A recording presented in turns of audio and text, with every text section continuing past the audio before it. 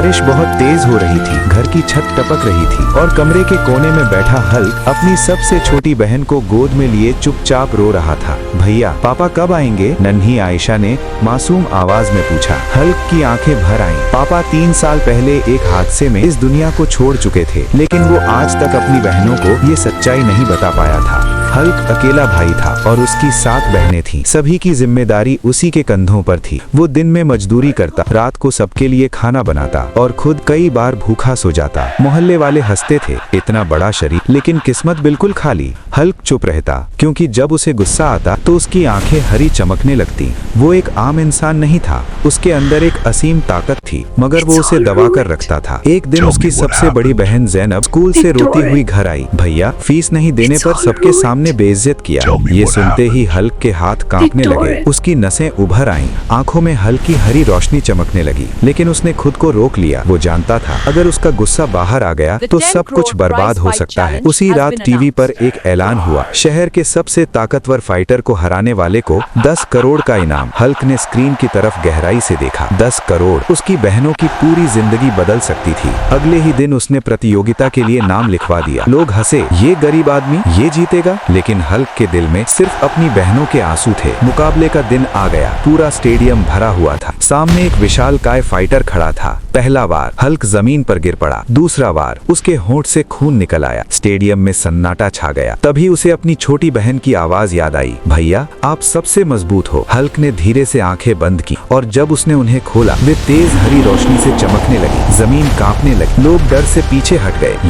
ये इंसान नहीं है, किसी ने चिल्लाकर कहा। हल्क ने एक जोरदार दहाड़ लगाई। पूरा स्टेडियम गूंज उठा। एक ही मुक्के में उसने अपने प्रतिद्वंद्वी को हवा में उछाल दिया। कुछ पल की खामोशी, फिर जोरदार तालियां और शोर। हल्क जीत चुका था। 10 करोड़ उसके हाथ में थे, लेकिन उसकी आंखों में खुशी नहीं, सुकून था। वो सीधे घर पहुंचा। 7 बहनें दरवाजे पर खड़ी थीं। भैया, आप जीत गए?